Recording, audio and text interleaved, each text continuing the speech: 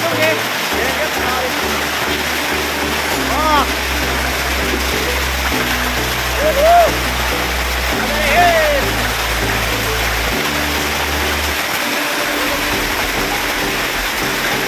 Oh, mình đỡ đấy. Ah, không gì à?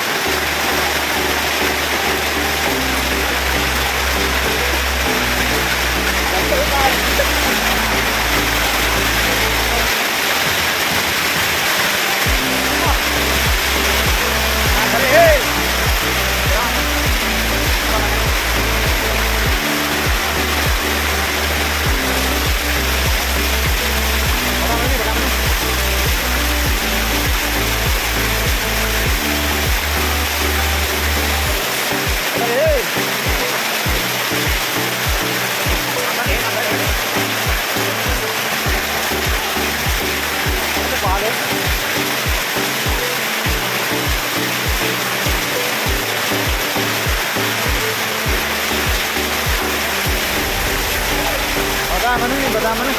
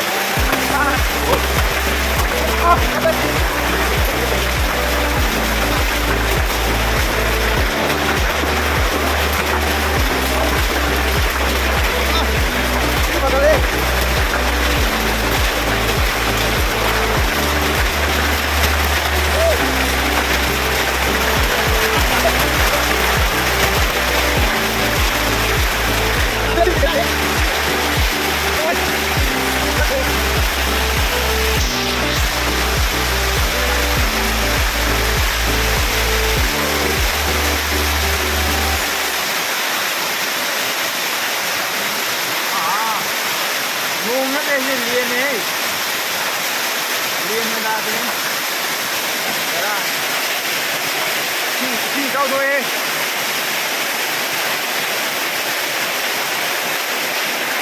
Ngâm là cái này thì kan. Nó đi cái này. Đấy rồi nào.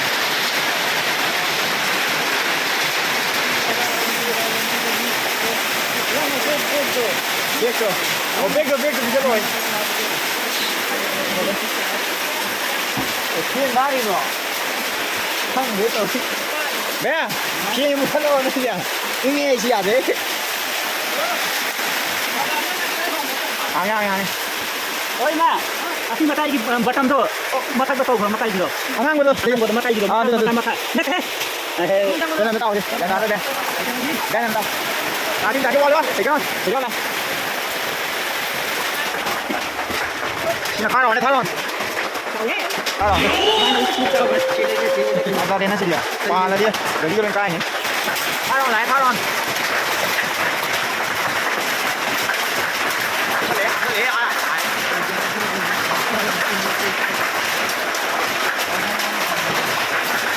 Nó chỉ ngồi đi.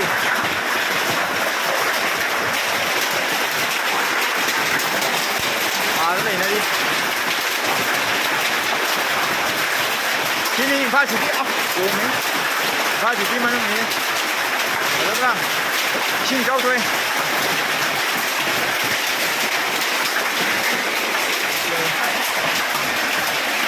Đi ra bị chết rồi. Đây là cái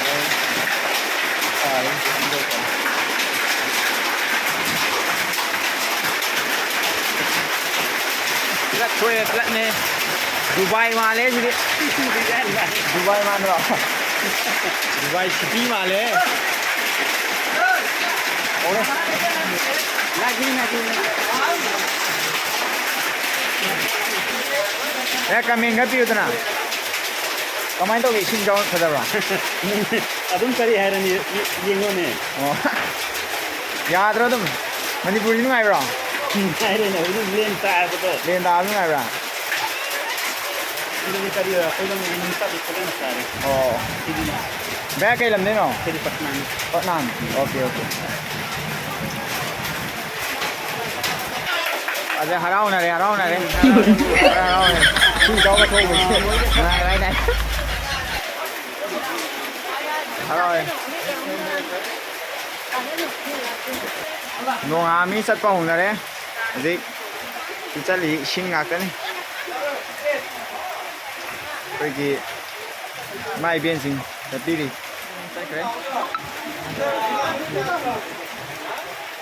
sing cháu dia mukset napa tau raga siapa lo thua ga ash ngo ga ta khat da ya jan de bazar japada sumaina chat pa khucha sidi mai chat pa ho re bazar da sumaina chali bazar shishi ni nei bazar bazar ni sing cho nó khỏe mà em sáng em rồi mấy cái rồi muốn gì chuột gì nhé tôi mà những cái có thể dùng cái gì vậy đấy năng rất mà luôn mà cái kia number 3 tôi gì mà năng kia đó thì couple pair này đấy anh sẽ lấy một set này dùng dầu dầu ra cái qua mana Pasal dia. Bro. Dari itu nggak sih? Nanti kafe dulu kan.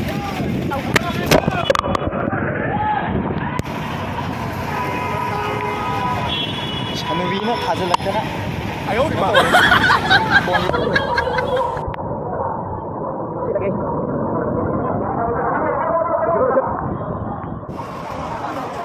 Makan mana nggak sih na?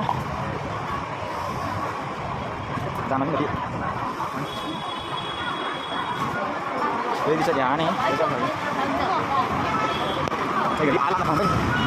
Sila. Sekarang mana kalau? Gari. Dia jauh mana kayak biasa. Oke. Dia tapi masih kakak sih.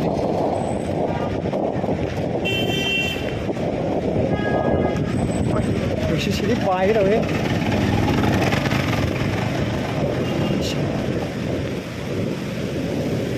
Kemarin dia ni baik gari ni. Kamu set lagi mana? Sudah tak ini tu. Aku pusing je. Kenapa tak liang ngaten kau sih dah? Cuma pantai aku pusing kau. Liang ngaten. Tu. Dah ini. Ash, ini fazat re.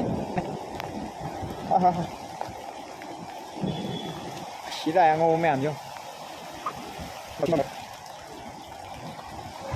Liang jadi pasal dia sih dia.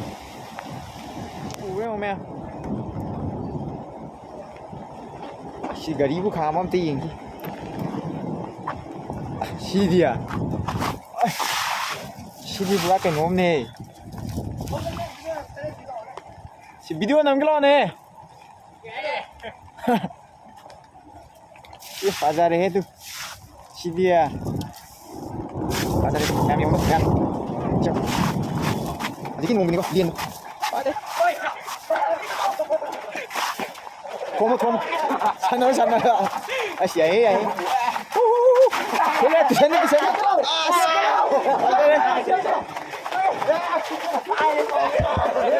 Abjad lah. Kita abjad lah. Cak selo. Okay. Standar. Ngoài đấy, đấy là tôi chỉ thế. Mà mi ở lớp cùng tôi. Là cái short này. Xí thật rất dễ thì. Kỳ man rồi. Quay đến mà bài sẽ làm này sai.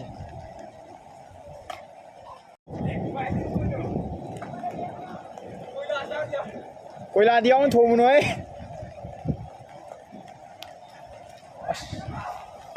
Kulo. Si mẹ đây gì? Si paro. Ngay bro. Pause. Ngay ai đi. Sana. Ngay. Mani budak siapa? Siapa makan di sana ba? Bang ni. Nong shit cuma yang mana gaya lag deh. Nah ini kazan sana. Ada muncul lagi. Wih, menu lagi ni saya sini. Menu lagi. Menu lagi. Pun Nó lấy cái ai xem tôi xin. Bây giờ đây xin làm em bây giờ đây này. Em mà cái chuyện ai bây giờ. Cái pha rồi. Ai lên gì đi. Hai đi. Em yêu thôi. Bây giờ đấy gì đi. Xí của tha gì đi cái gì gì đi. Ai mà. Bây giờ đấy.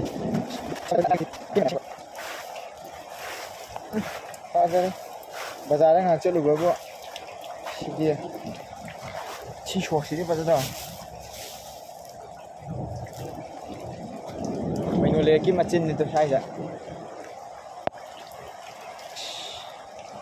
Xí của ta gì đi lùi nhà rồi. Ứng dụng rất lẽ, đúng không? Mục không rất là cái.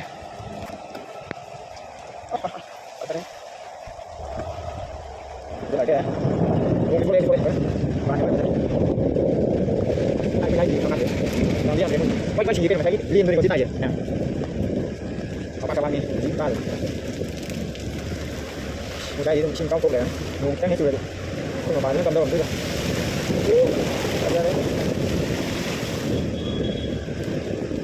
Người chân này drama liên tục. Tadi. Oke. Sini papop ini sini.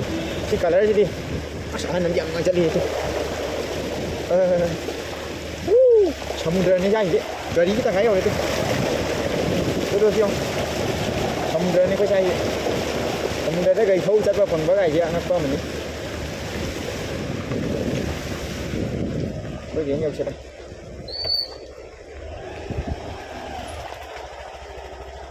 Ôi xí, ba cái chỗ Arunachal Pradesh cũng mà không phải là đi. Ba ra đây, chào ba đây anh. Đi chung đi. Aja đây tu. Aja kia, oh begini. Ini puji mulu mah deh. Kita ngawal lagi yang syarat ini, maka kayak di sini tadi. Ship tahu dia, siapa lagi kayak dia. Mana mesin tu loh. Ini mata terjadi itu. Yang udah berah. Ini yang lagi. Oke.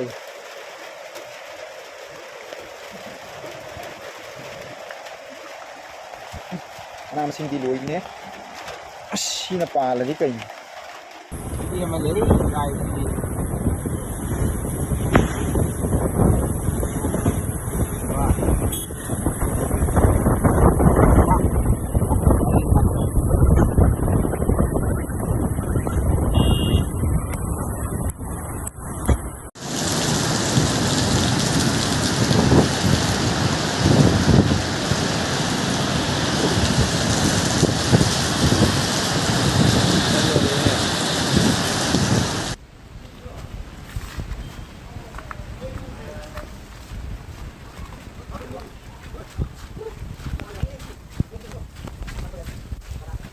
Sini aja di nama, nggak mau, tinggal.